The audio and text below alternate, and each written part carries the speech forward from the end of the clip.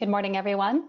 Thank you so much for joining us. My name is Jessica Duganzik, and I am the Vice President of Events for the Los Angeles World Affairs Council. Thank you so much for joining us for today's talk, Politics in the Time of Coronavirus with Dan Schnur. As you know, usually Kim would be doing the introductions for today's webinar. Unfortunately, she's had a family emergency, so please keep her and her family in your thoughts. If you are just joining us today, and we'll be taking questions in about 20 minutes, you can submit your questions on the control panel on your right using the question section. I will be joining back in about 20 minutes or so, and I will be reading through those questions, and we'll try to get to as many of them as we can. For today's topics, the first, how to read the polls, where the campaign really stands. Second, is the US Postal Service ready for the election? And today's headline, Biden goes to Washington. So without further ado, Dan, I'll turn the conversation over to you. Well, Jessica, thanks so much. And I think on behalf of everyone who participates in these webinars, I hope you'll pass on all of our best wishes and thoughts to Kim and her family as they deal with this situation. One quick correction: the first topic today, our headline of the day, is not Joe Biden goes to Washington.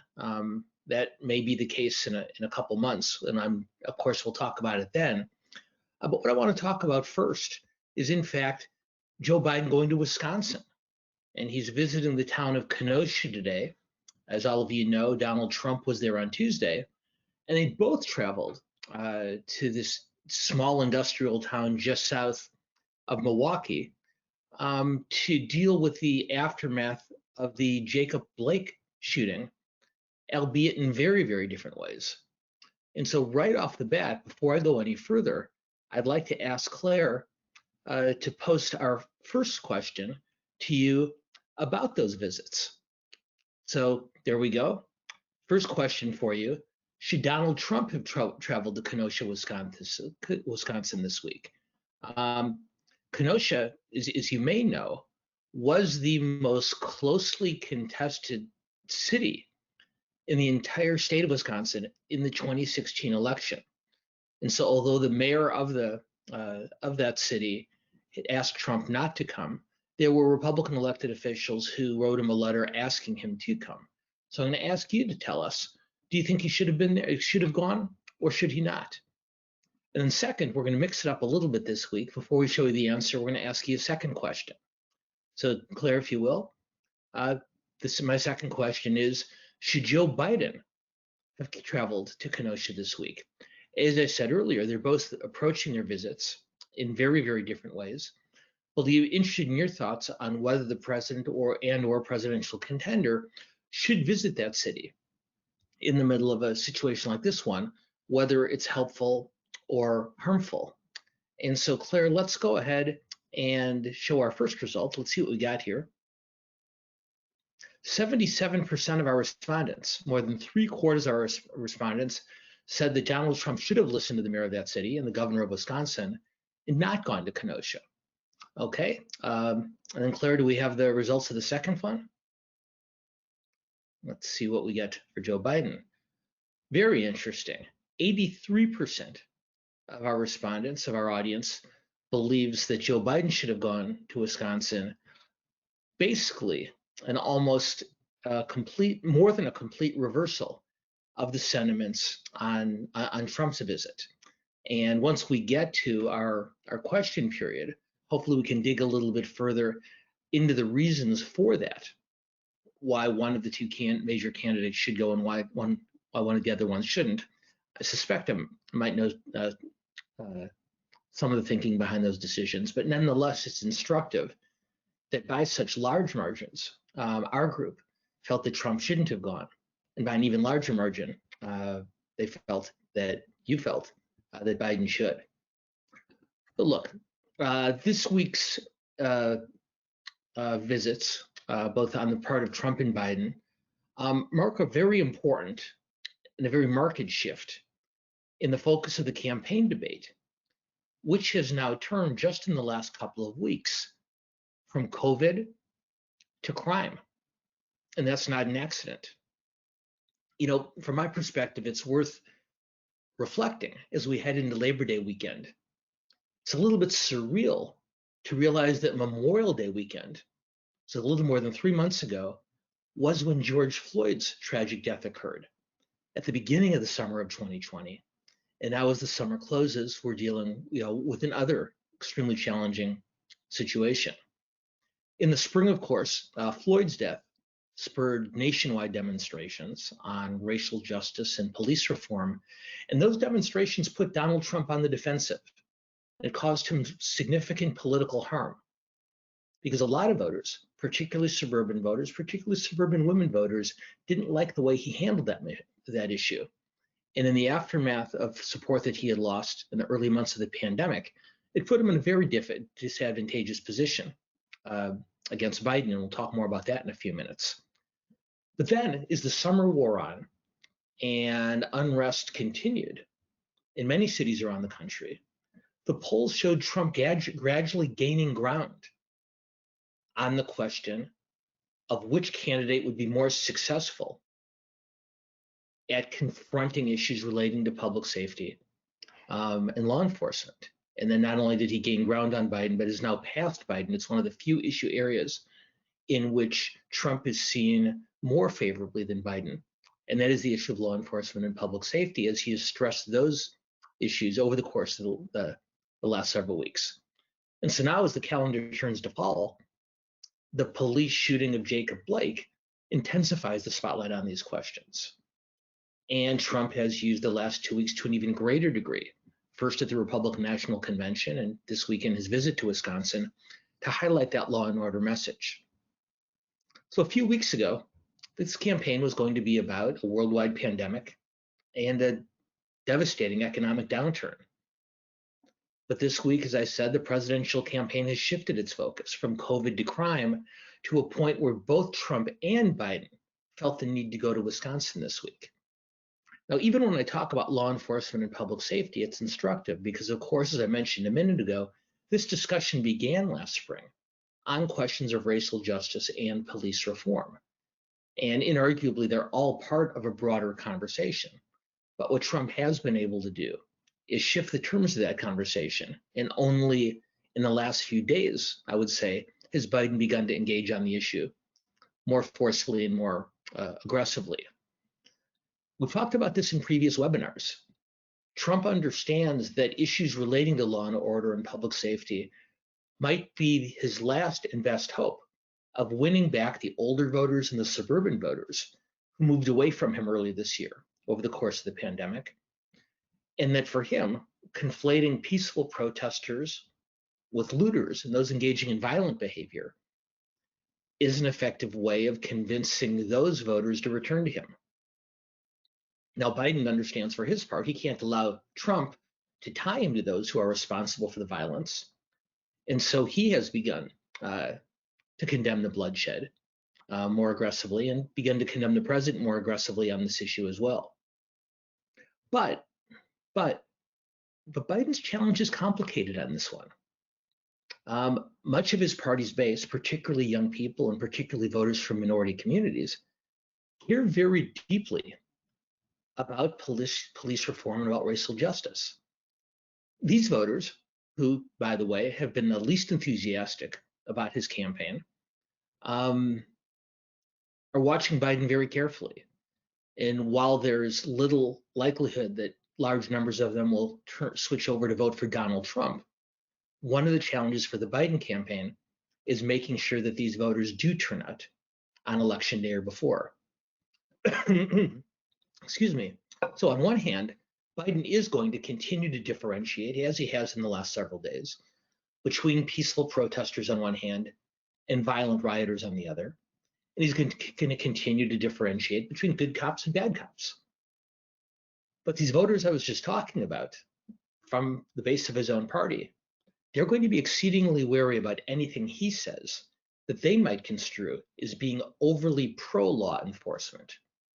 And so the pressure is on Biden to establish those boundaries as explicitly as possible, because Trump benefits when those lines are fuzzy. Now, before we go on, I'd like to bring all the rest of you back into this and to ask your thoughts on this issue discussion. Here we are at this point, 61 days before the presidential election.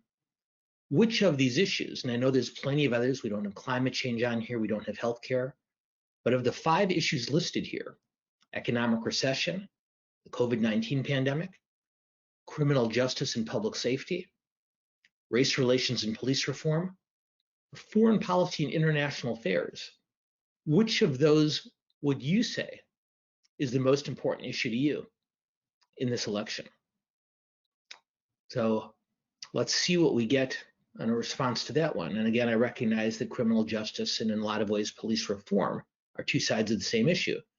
But just the same, let's take a look. And what we see is that 62%, almost 2/3, believe that the COVID-19 virus is the most important issue in the election. The recession, which is obviously related to the pandemic, gets another 17%. Foreign policy and international affairs at 10. And even if you combine the different components of the issue matrix that we've been discussing, criminal justice and public safety, race relations and police reform, only 11% combined think that's the most important issue in this election. And that's not good enough for Donald Trump. In order for him to be reelected, he has to make those numbers go higher. And so you should expect to hear him continuing to talk about these issues very regularly and very aggressively going forward. Now, how tricky is this for Biden? Well, think about it. Trump is talking about crime and public safety and law enforcement. And he's trying very hard to convince voters that Biden is not sufficiently strong on these issues. That means Biden has to convince voters that, number one, he's committed to racial justice. Number two, that he condemns violence on both sides. Number three, that he supports law enforcement. And that four, while he cares deeply about all of those issues, he believes that none of them are as important as the pandemic and the economy. That's a complicated message. And we'll shift right now to our discussion about Biden's lead in the polls. But what I will suggest is that winning a campaign about crime is a much more challenging task for him than one about COVID. So let's move on. Let's go to our second issue of the day. And that's the more basic overview of the campaign. We've come out of the 2 political conventions. We're heading into Labor Day, which is, all of you know, the traditional campaign kickoff. So where is the race? What are the polls telling us? So as it happens, just good luck on our part, although I suspect Jessica and Claire may have had something to do with it. Several national polls came out just yesterday afternoon, the first credible post-convention polls, to give us some sense of the race. And what we find out is that CNN's poll shows Biden with a lead of 8 points, 51 to 43. That the Quinnipiac, respected poll from Quinnipiac University, shows Biden with a 10-point lead, 52 to 42. The Grinnell College poll, less known but also very well done and very respected, shows Biden with a lead nationally of 8 points, 49 to 41. And USA Today's poll shows Biden with a 7-point lead, 50 to 43. So what we know, based on those numbers, we know is that there may have been a slight tightening in the race over the last few weeks, but only slight. And the focus on crime that Trump has intensified over the last couple of weeks may have helped him a little bit, but there's not been a large shift. And this shouldn't be surprising, because while in history, the political conventions can often create a real opportunity and a real bump in public support for one candidate, one party or the other, because we live, as we've discussed before, in such a polarized time with such a hyper-partisan electorate, it's not surprising that there was not a significant change in the polls. So like I said, Trump may have narrowed the numbers slightly, but at least so far, only slightly. Now, I want to offer you a few cautionary notes, though, when you're looking at these polls. One, as we've discussed a couple times before, and this is really important, is you can't compare, or you shouldn't compare, polls to each other. In other words, what do I mean by that? It means comparing the CNN to the USA Today poll or the New York Times to the Washington Post poll doesn't do you any good, because each of these individual surveys uses different methodologies. They use different screens on which voters they consider to be likely. And for the most part, one isn't any better or worse than the other. They're just different. So if you want to watch the polls in an educated way, instead of looking at the raw numbers, rather instead, as we've talked about before, look at the trajectory. See what the poll numbers are in a particular survey compared to where they were when that survey went out in the field last. And what I'll tell you is that with the exception of the CNN poll, the other three I tell you all show Biden's lead a little bit, a few points less than it was the last time they surveyed. So you don't compare them to each other, number one, and you look at trends as opposed to overall numbers. The truth is nobody really knows whether Biden is 7 or 9 or 5 or 12 points ahead. But if you watch the trends, you can have a sense of the overall direction of the race. A couple of other things I'll point out as we all watch these poll numbers as they come out in the days and weeks ahead. As all of you know, national polls of the entire country are much less important than state-by-state polling. Because one of the functions of the Electoral College, the primary function of the Electoral College, is to decide presidential elections not by popular vote, but through the Electoral College. And so national polls can be helpful. National polls can be helpful because they give us some sense of overall trends and of particular demographic communities, how voters are making their decision by gender, by race, by ethnicity, by income, by education, and other demographic and biographical characteristics.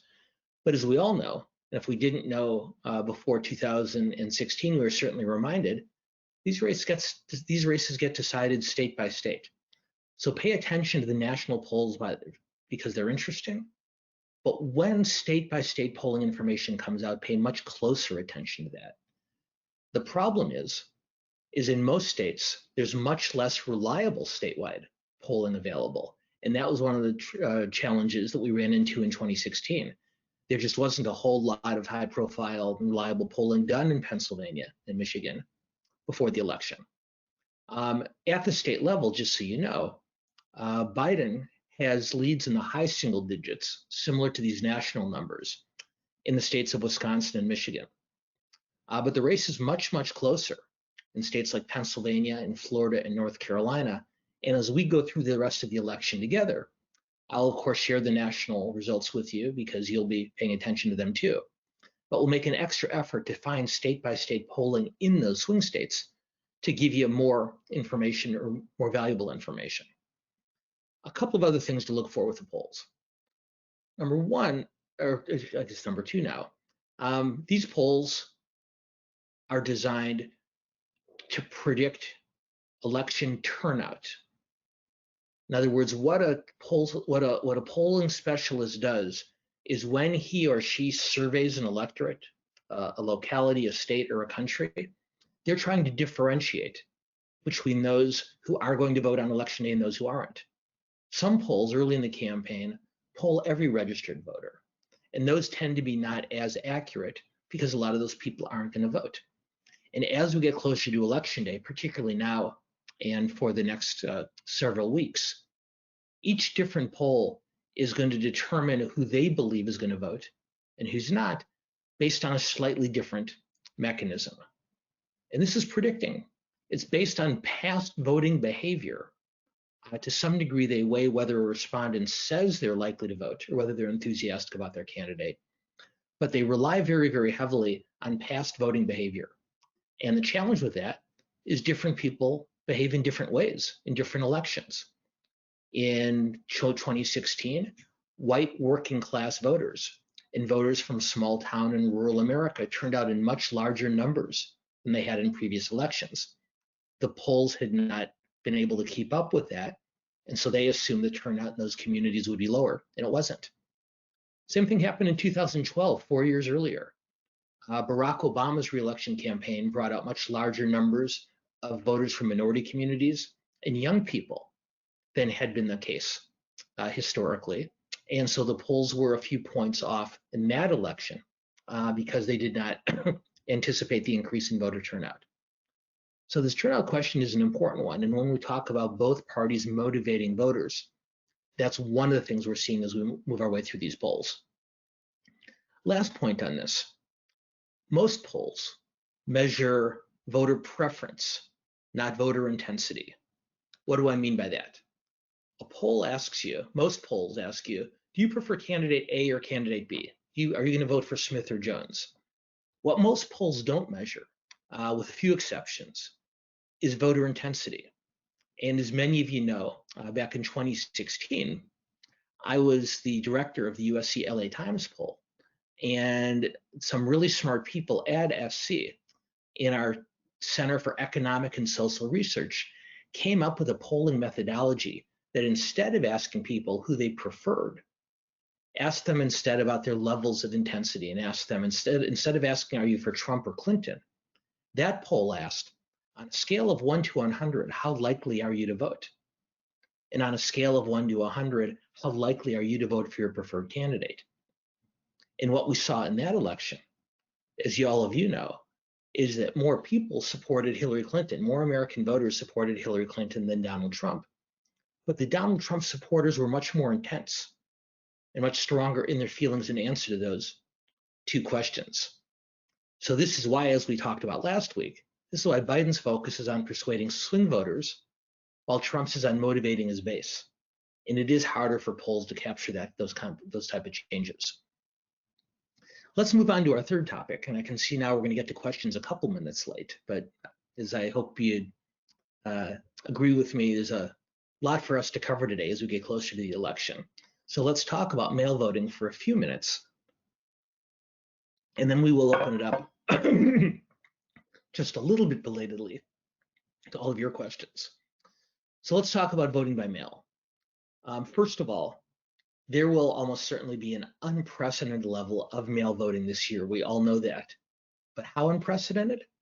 Well, let me share some data with you. Tomorrow, believe it or not, tomorrow the state of North Carolina is the first state in the country to begin sending out mail ballots to voters. Tomorrow. It's not election day. It's not even election month. It's election several weeks. And over the next couple of weeks, swing states like Michigan and Wisconsin and others are going to begin sending out ballots too.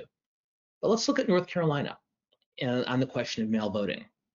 In 2016, 4 years ago, there were 28,000 requests in the state of North Carolina, 28,000 voters who asked for a mail ballot. 28,000. This year, there have been more than 590,000 requests for mail ballots in North Carolina, and there's no reason to suspect that that state is going to be atypical compared to the rest of the country. Just as a note, and we'll come back to this later because it's a really, really important point, of those 590,000 requests for mail ballots in North Carolina, 53% are from Democrats, only 16% from Republicans, largely, I suspect, given the effort that the president has put into discouraging mail voting. But 53 to 16, that means a real partisan skew in the mail balloting we're likely to see, and we'll talk more in just a minute or two about why that's going to be so important. But before we get to that, Claire, if you can put up our next question, let's find out what you think about all this. Before we get deeper into the U.S. Postal Service and what they're doing and what they're not doing, my question for you to kick off this part of the conversation is, how confident are you that the U.S. Postal Service will deliver mail ballots in a timely manner? Are you very confident? Are you somewhat confident? Or are you not at all confident? And then once we've seen your numbers, then I'll talk through in a little bit of detail what my thoughts are on this issue, but I'm eager to hear yours first. So what do we have? 18% are very confident that the U.S. Postal Service will handle this correctly. More than half, 56%, are somewhat confident, so sort of in the middle. And 27%, a little bit more than a quarter, are not at all confident. So let me offer you a little bit more information before we get to our questions that might help you think through, as we get closer to Election Day, what the U.S. Postal Service is doing, what we should expect from them, and what we should not expect from them. So the New York Times has reported that fears of the U.S. Postal Service not being able to handle large numbers of mail balloting is somewhat overblown. Now, the president, as I've referenced earlier, has provoked those fears because of the statements he's made about fraud, about withholding funding, and those sorts of questions. And those fears are compounded by the fact that his appointee to head the Postal Service, the Postmaster General, was a very large scale donor to his campaign and political ally. But ironically, there's been such a large drop-off in mail during the pandemic that if the Postmaster General, if Louis DeJoy maintains the commitment that he has made, he is committed to prioritizing mail ballots above first-class mail. He came under some heat, as all of you know, because of reforms and cost reductions he was attempting to implement. But in backtracking, or at least delaying some of those measures, he committed not just to treating mail ballots like first-class mail, but prioritizing them above first-class mail. So if DeJoy holds to that commitment,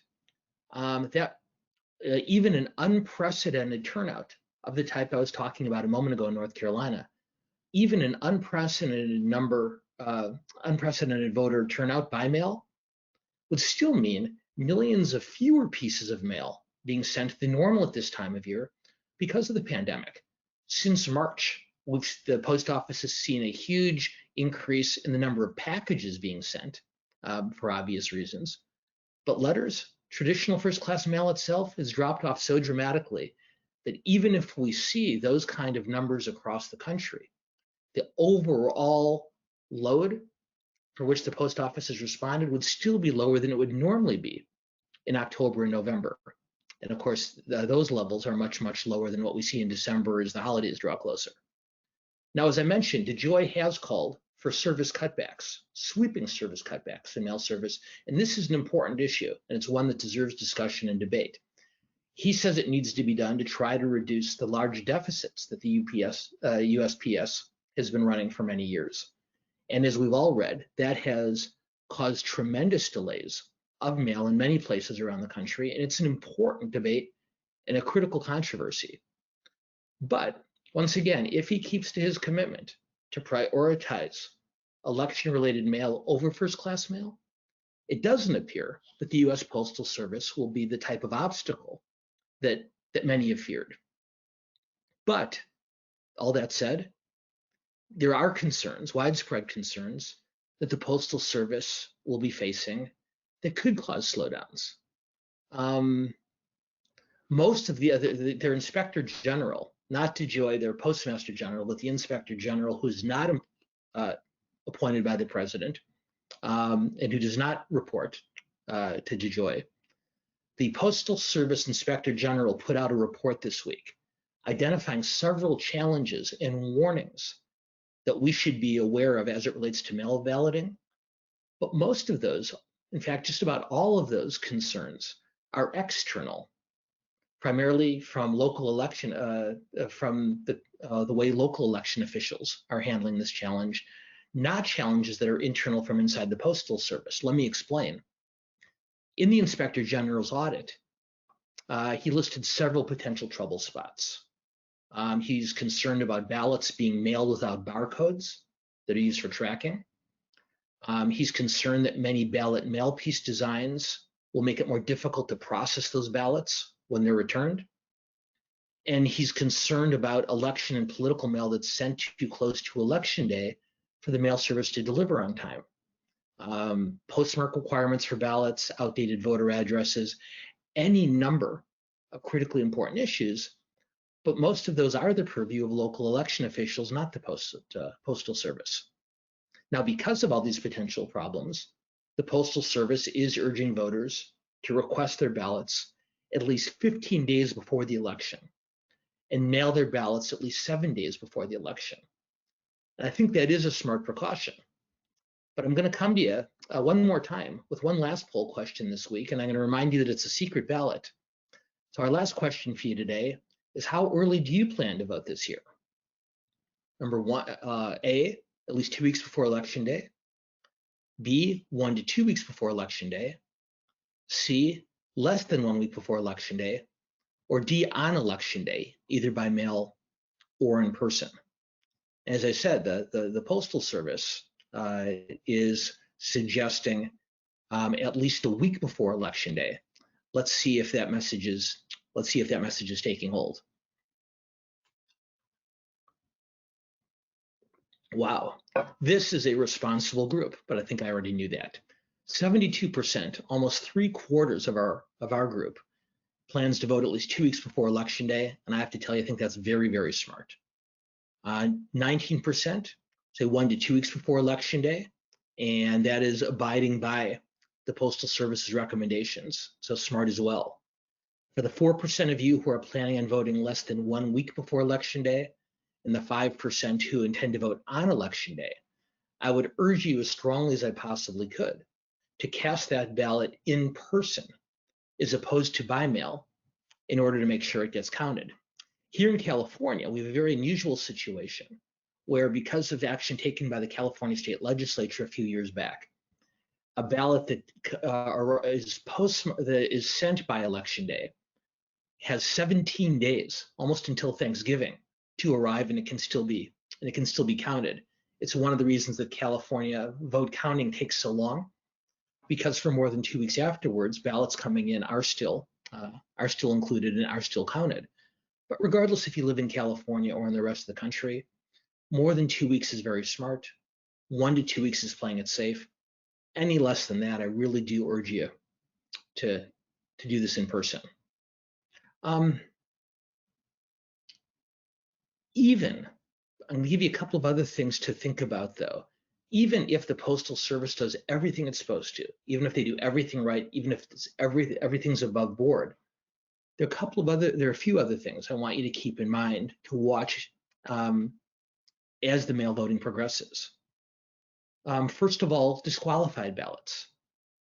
There's a lot of people who are not familiar with mail ballots, particularly young people and voters from minority communities. And many ballots, as we've seen in this primary season, have been disqualified not because of partisan maneuvering, but because of honest mistakes, lack of signatures, postmarks, that sort of thing. And the political parties in both campaigns are stepping up their voter assistance and education to prepare for many absentee ballots, particularly from less experienced voters, to be set aside. Second, even if the Postal Service gets all those mail votes to the election offices in a reasonable time period, most election offices aren't equipped for such large increases in mail voting. Now, that doesn't affect the sanctity of the election, but it means it could be a long time in counting ballots.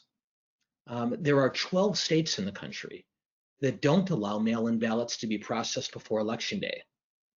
3 of those states, just so you know, are Michigan, Pennsylvania, and Wisconsin, which means it won't be until November 3rd that they start counting the absentees, start verifying signatures, and start looking through those ballots to see whether they're valid or not. And that leads to my last point, and I alluded to this a little bit earlier. As we learned with those North Carolina poll numbers, and as we've seen nationally, it's pretty clear that many, many more Biden voters will vote by mail than Trump supporters. And what that means is it's very possible that Trump will have a lead on election night, both in the national popular vote and in the Electoral College. And that as votes are counted, as mail votes are counted in the days and even weeks after Election Day, a lot of key states will shift because Biden votes are coming in by mail, even though most Trump votes, as opposed to most Trump votes being cast on Election Day. And so, as we saw here in California in 2018 with several congressional races, as they saw in the state of Florida with their governors and Senate race, if there's a presumption on Election Day that one candidate has won, and then ballots come in for several days or weeks afterwards that reverse those results, well, that leaves the opportunity for all sorts of confusion, suspicion, even panic. Now, this is going to happen in both parties. In that USA Today poll that I mentioned earlier, 28% of Biden voters say that they're not prepared to accept a Trump victory as legitimate. 28% of Biden voters, only 19% of Trump voters say that. So anyway, we've covered quite a bit of ground here. And I think, Jessica, we can finally and belatedly open it up to questions. But as we head into the general election campaign, hopefully this grounding was of some use to all of you. But now let's get to your questions, and we'll do everything we can to get to as many of them as possible. Thank you so much. And as I mentioned to you, Dan, last week we had 107 questions sent in. So I apologize to anyone if we don't get to them, but we do want to. So the first question was submitted by a member early. Trump has said repeatedly that the only way he'll lose the 2020 election is if the election's rigged. Based on the several investigations from 2016 about foreign interference and the reports from US intelligence that Russia is interfering in the 2020 election, the effort to suppress voting in areas of the country that tend to vote Democrat, and in the face of Trump's opposition to mail-in voting, if Biden loses, isn't there an argument to be made that he lost because the election was rigged against him?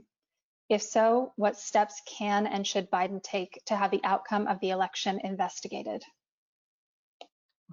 So the question is fascinating, particularly as a result of those last poll results I shared with you. The presumption has been for some time, because of Trump's warnings, him saying the only way I could possibly lose is if the election is stolen. The assumption was that Trump's voters would be much more suspicious of election results that went in the other direction than Biden voters. But that USA Today poll shows just the opposite. By almost a 10-point margin, Biden voters are more likely to cast doubt on the legitimacy of the results if their opponent wins the election over Trump voters. I think our questioner sounds like one of those. I'll admit this, and I don't say this very often. I don't know how to answer that question. It's worth, as we've done before, looking back at political history for examples of very closely contested elections in which the losing candidate appeared to have some grounds, maybe not decisive grounds, but some grounds to challenge the results. In both Al Gore in the year 2000 and Richard Nixon in the 1960 presidential election against John F. Kennedy, both decided to stand down and say that the unity of the country was more important than them continuing to push forward. I don't know what Joe Biden would do in those types of circumstances. And while I try to offer as educated opinions, analyses, and guesses as I can on most questions, on this one, I apologize, I simply don't have something good to offer for you. It would be a wrenching decision for Biden to have to make, and I wouldn't presume to know what it would be.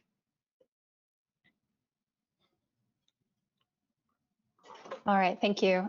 This next question, hi Dan, I feel Biden gave the impression that he only cared about violence after polling changed surrounding the issue. What do you think, and how will he respond to this criticism? I say this not to take Biden's side, but I'll say that while I understand the premise of the analysis that the questioner is offering, and it's smart analysis, I'm not sure I agree with it. It's worth noting that Trump really began to ratchet up the language and the volume in this discussion during the Republican convention. And it's not easy for an opposing presidential candidate under any circumstances to get the attention, to get a significant public platform while the other party is nominating its candidate.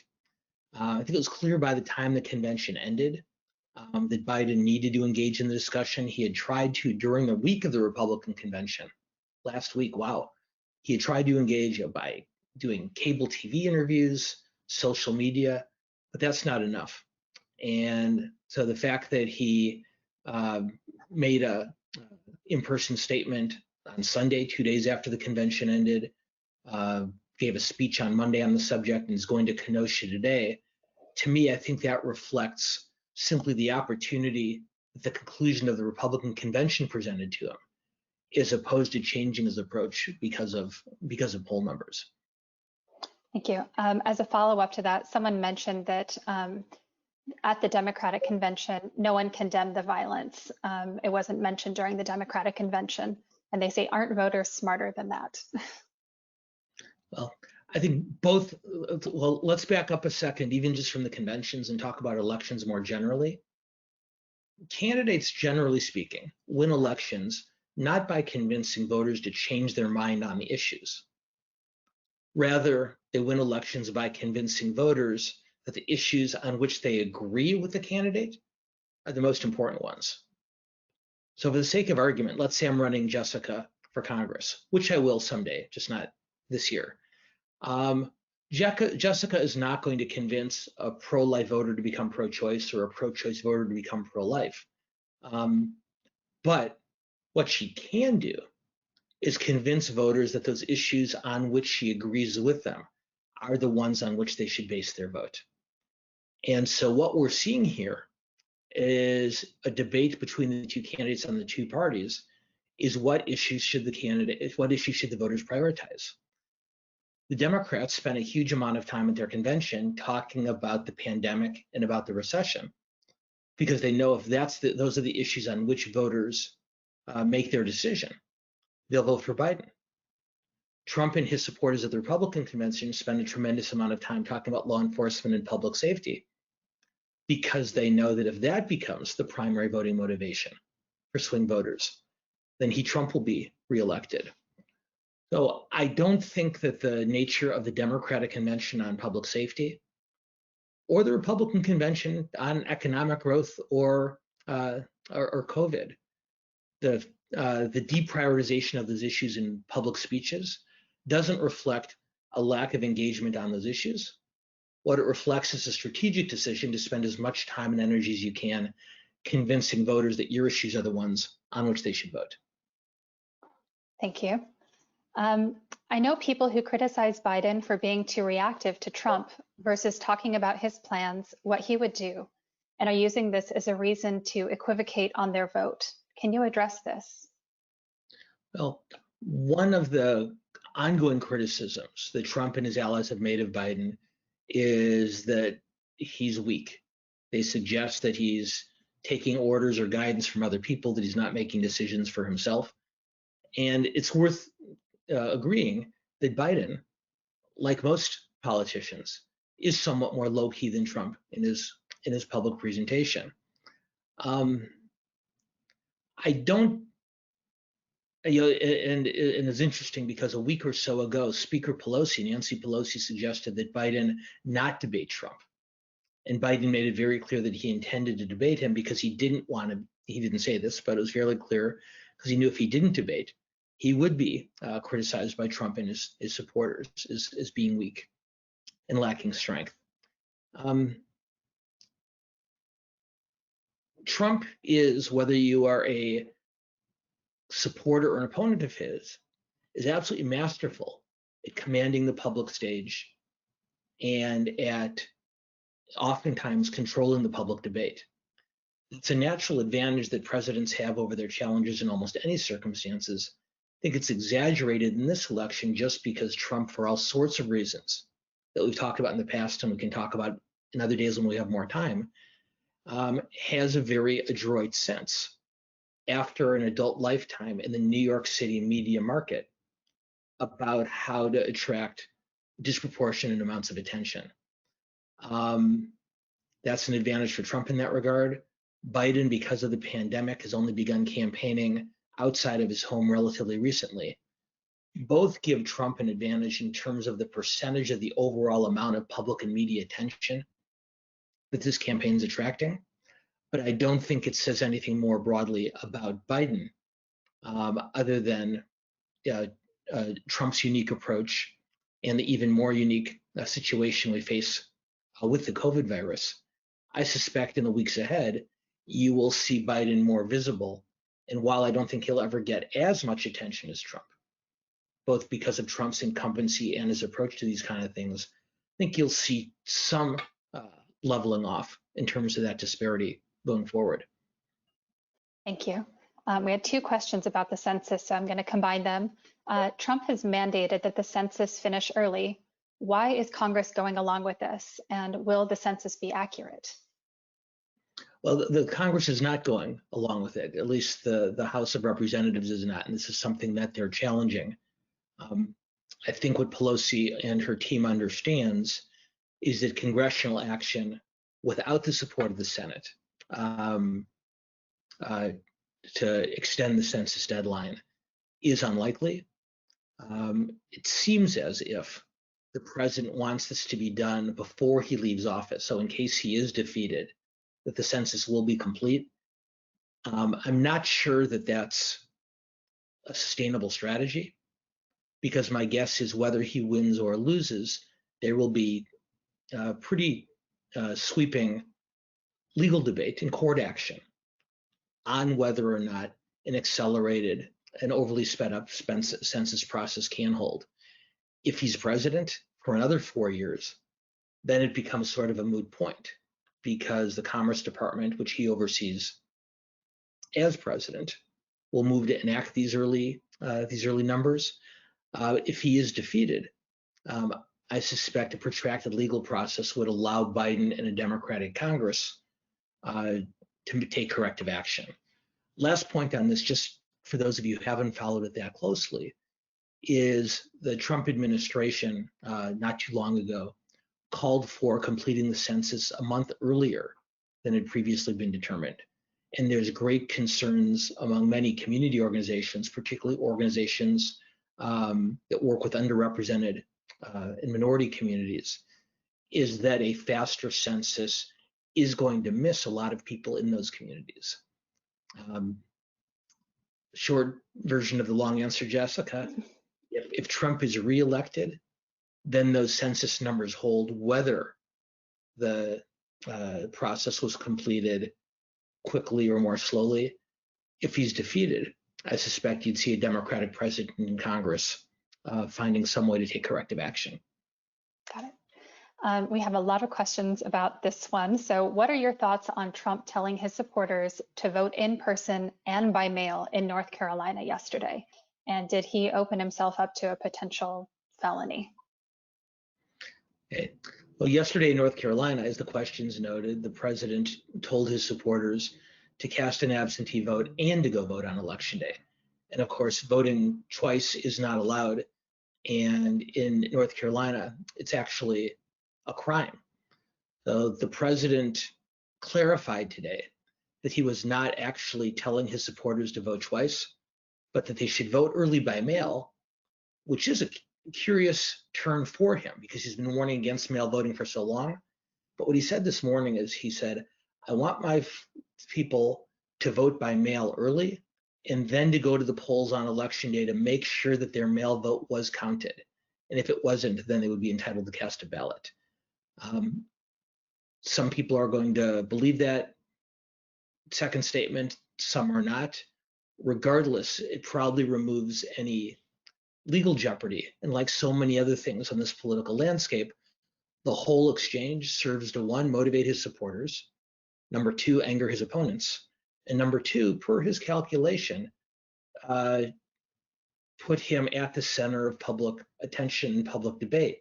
And this goes back to the point that the earlier questioner was making about why Trump gets so much more attention than Biden. Because Trump understands that if he says very controversial things, that attention is going to flow to him. And if by the end of the day today, the whole thing is blown over, that's less attention than Biden would have gotten over the course of these 2 days. And so it's not surprising to me that on the day before Biden travels to Kenosha, Wisconsin, to address the shooting there, that Trump made a very controversial statement that's going to suck up a lot of public and media attention that might otherwise have gone to Biden's trip. Thank you. We've got a lot of questions about polling. So if you want to put your polling cap on, because of the Electoral College, does Biden need a large majority to win? Does Biden, can you repeat the question, Jessica? Sure. Because of the Electoral College, does Biden need a large majority to win? So concerns about the popular vote versus the Electoral College. Well, I guess the best way I can answer that is to say that Democrats, generally speaking, don't win elections in landslides.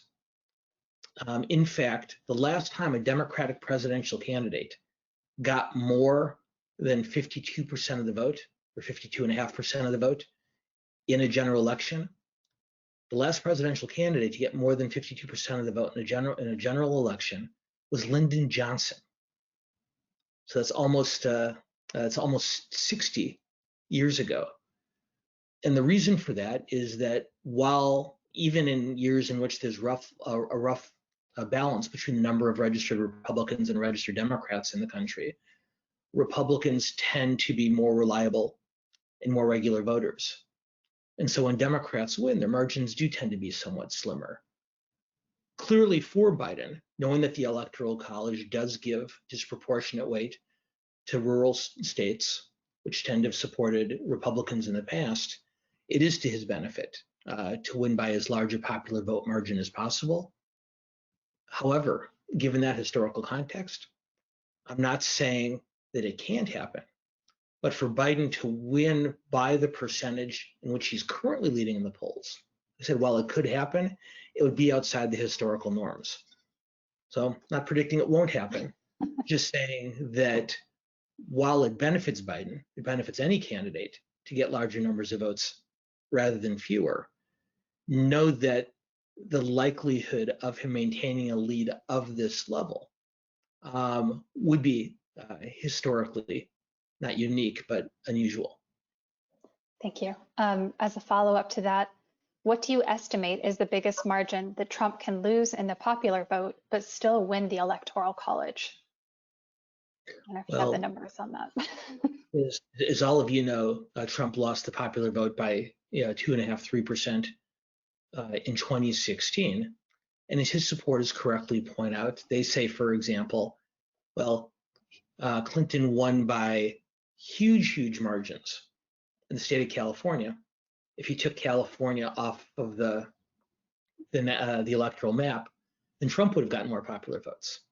Well, let's agree that taking 1/8 of a country's voters off of the map is problematic.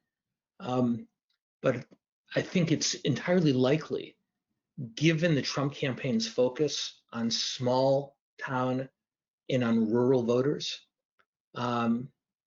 it's entirely likely that the margin that Clinton won by in the popular vote will be even greater for Biden in 2020. I'd have to run some numbers and come back to you next Thursday to offer a more precise answer to the questioner's idea. But what I would tell you is what we saw in 2020 was decidedly not the maximum number of popular vote differential that would still allow Trump to win the Electoral College. Thank you. Do you think that the Brady effect, that is when people tell the pollsters what they want to hear, will be in play during the coming months?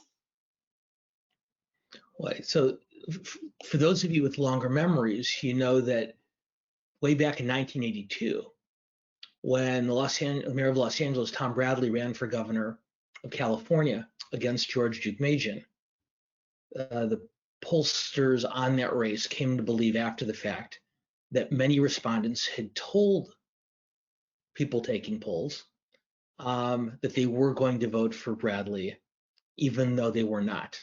For those of you who are younger, Bradley, the longtime mayor of Los Angeles, was African American, and the supposition of the pollsters was that many people were telling the pollsters not what they believed, but what they wanted to hear, and that there was a large set of voters who, at that point, almost 40 years ago, would not vote for an African American candidate for governor, but told pollsters they would because they thought that's what the pollster wanted to hear. It's a question of social desirability. And so the flip side of that here in 2020 is, are there a lot of what are known as shy Trump voters? Voters who are going to vote for Donald Trump for re-election, but don't want to tell their friends or their colleagues or even a pollster on the telephone that they are, for the sake of that same kind of social desirability, albeit in the other direction. I don't think that's going to be much of a factor this year, and it's for two reasons. Number one, a voter who is telling a pollster what they believe they think that pollster wants to hear, they rarely say that they're going to vote for the other candidate. They tend to say that they're undecided.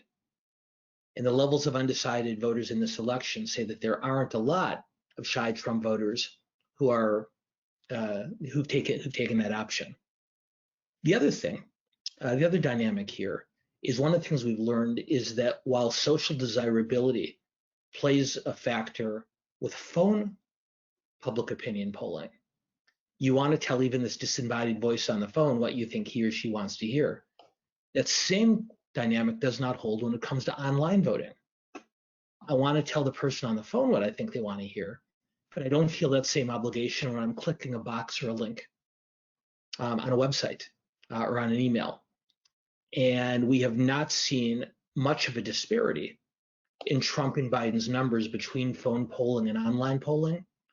And so while there certainly are some people who will vote for Trump, even though they prefer not to tell pollsters that, I would be surprised if it ends up being a very large or relevant number.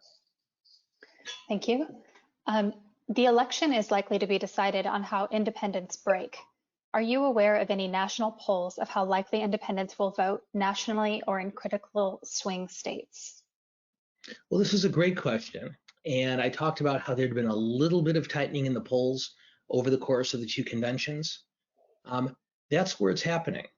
Again, not many votes moved, but those that did move slightly from Biden to Trump over the course of the conventions, in most, not in all polls, but in most. And in swing states, we did see over the course of the Republican convention an uptick among voters' unfavorability ratings of Biden, particularly among independents. So both on a national and in the key swing states, Biden did lose a little bit of ground over the last few weeks among independent voters. And going back to a point that we were discussing earlier, large numbers of those independent voters are older voters and are suburban voters.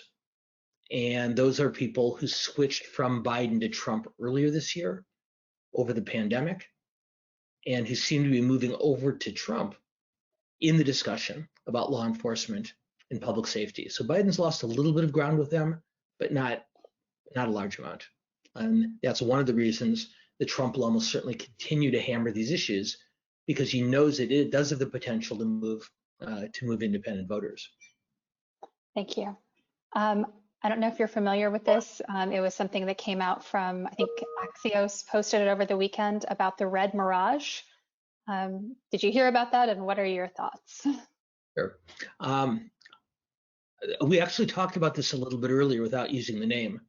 Michael Bloomberg's political data company, which I believe is called Hawkfish. I would argue, Jessica, that Hawkfish and the Red Mirage sound a little bit like a superhero team, don't you think? I like it. Yeah. In any case, what the quote unquote Red Mirage is a catchy name for a dynamic that I was talking about a little bit earlier. And that is that on election night, because a disproportionate number of Trump supporters will vote in person versus the majority of Biden supporters who will vote for mail, that will create a Red Mirage. And that will could demonstrate on election night that Trump has won a larger percentage of votes and therefore has won a larger number of states because so many of Biden's supporters haven't been counted yet. And Bloomberg's allies refer to that as the Red Mirage because they believe it is misleading. And the more accurate count will only take place over the next several days or weeks once all those mail votes are tabulated. So catchy your name, but same premise. Got it. I know we're almost at the end of the hour. I had several people ask if you think that they should put a first-class stamp on their vote when they mail it in, so it's treated like first-class mail rather than bulk mail. Well, the Postmaster General has made it clear that all election-related mail will be treated not just like first-class mail, but will be handled with a higher priority than first-class mail. So I don't think it's necessary. That said, for the price of a stamp, it can't hurt. But at least what we hear from Mr. DeJoy, it's not necessary that your ballot will be prioritized either way. And the one thing I'd add to that goes back to something we talked about earlier. And if you mail that ballot 2 weeks or more early, well, then either way, that's a much better safety net than the stamp is. So if you want to go belt and suspenders, then send the ballot back early with the stamp. But if you're going to do one or the other, getting it in the mail in mid-October is a much more productive step to take than putting a stamp on a ballot mailed closer to Election Day. Thank you so much. Do you want to take a few more or should we call it for today? Because I know we have to hop over to our next session. Well, why don't we take one last one, but out of fairness to our audience, they sign on for an hour. A whole day with Schnur is not what they bargained for. Thank you. And we have so many more questions. So I apologize that we couldn't get to everyone, but we'll try to revisit some of these topics maybe in the future. Let's see, if the Trump administration comes out with a virus vaccine before the election, will it make a difference? It could. There's news just over the last day or so that the CDC is being told to prepare for potential distribution of a vaccine on November 1st, 2 days before the presidential election. And while I think most voters will separate out the two, progress toward a vaccine and a cure from the election, the president does not need all voters or even most voters to see the vaccine as a reason to vote for him for re-election as opposed to Biden. But it seems to be so hope that many will. I think one of the topics we can discuss next week is just this question. Let's go into it in more detail because it's a critically important question. Any number of health experts are warning about rushing a vaccine out for wide distribution before it's ready. But Dr. Fauci has indicated that he thinks it's entirely possible that a legitimate vaccine can be ready by late in the year. Longer conversation than we have time for today, but it is pretty clear that the administration wants a vaccine out as quickly as possible, as we all do. The key is to have it out when it's ready for health reasons and not because of the electoral calendar. But Jessica, let's make a note to make that one of our 3 topics for next week. What do you say? That sounds good. Thank you so much. I know there's a lot going on in the world between the election and the pandemic and what's going on in our US cities. So it's nice to have your calm voice every week to kind of break everything down. And I think our audience enjoys that as well. So thank you so much. And thank you all for joining us. If you're enjoying these webinars, we do hope you'll consider making a donation to help support our mission. You can text Schnur to the number on your screen, and you'll be able to make a contribution to help us out so we can continue to host these great webinars. Also coming up in the next month, we have a ton of programs. We have our election series starting next week. We'll also have the Mexican ambassador to the United States, Martha Barcena, also General John Allen and Dr. Fiona Hill. So we hope that you'll join us for those. You can also visit our website to see all of our upcoming programs, become a member, sign up for Dan's upcoming webinars as well. We're so lucky to have him every week. So thank you so much, everyone. Stay safe, stay informed, and we will see you all soon.